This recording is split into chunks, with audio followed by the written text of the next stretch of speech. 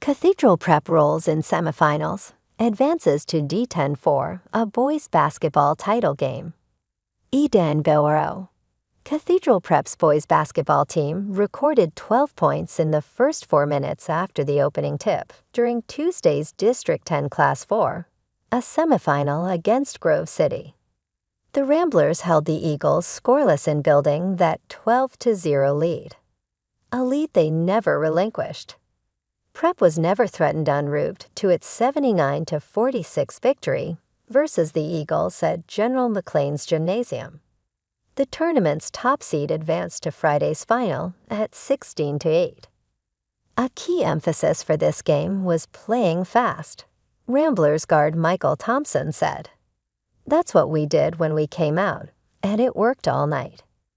Thompson totaled 22 points before coach Jeremy Lynch began to pull Prep starters with the PIAA's mercy rules invoked. Mary Horton and Spencer Can each finished with 14, followed by Nando Mirarki with 10. Need a break? Play the USA Today Daily Crossword Puzzle. "We knew Grove City wanted to dominate the time of possession," Lynch said, "so the thing I wanted to do was speed up the game. We typically play at a pretty fast pace, and that 12-0 start was a successful part of the game plan the boys executed." Ben Fisher scored 21 points for the 5th-seeded Eagles, who dropped to 18-7. They'll still advance to the PIAA 4 tournament despite Tuesday's large loss.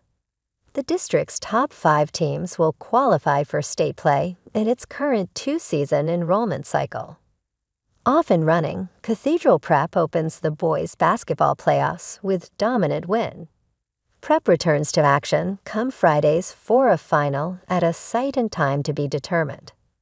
Sharon claimed its championship game berth after Tuesday's other semifinal, held at Slippery Rock University's Morrow Field House.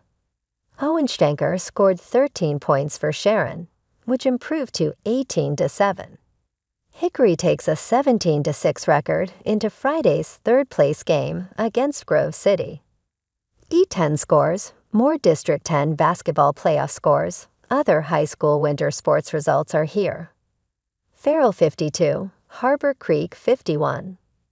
None of Tuesday's district playoffs was more dramatic than the 5th-place consolation semifinal at McLean. Nor, in the Huskies' case, more agonizing. Harbor Creek led the Steelers 51-48 with 19.5 seconds left in the team's 4-minute overtime period. It was amid a tie-up for a loose ball near midcourt that an on-court player for the Huskies signaled timeout to an official.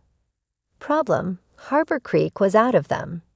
Coach Ryan Smock said he emphasized to the Huskies that they were out of timeouts during their last such stoppage. "But we panicked," he said. Harbor Creek's technical foul call sent Furrow's Jamori Jones to the line for 2 uncontested free throws. Not only did the guard make each, but he accepted the inbounds pass for the Steelers' ensuing possession. It ended when Jules Johnson converted a fadeaway jumper in the lane with 11 seconds left. Harbor Creek immediately inbounded the ball to star guard JT Del Sandro, who weaved his way into Farrell's end of the court. The junior, who recently surpassed 1,000 career points, managed a fadeaway jumper near the Steelers' foul line. Harbor Creek's season ended at 11-14 when Del Sandro's shot missed long, and the ball fell into Johnson's hands as time expired. "The guys were battling," Smock said. "We had a hell of a second half, and I knew that was going to carry over into overtime. But I feel like we just didn't battle hard enough in the first half." Del Sandro scored 22 points for the 13th-seeded Huskies, who upset No. 4 Girard during the tournament's first round. Their ensuing loss to Grove City dropped them into Tuesday's elimination game.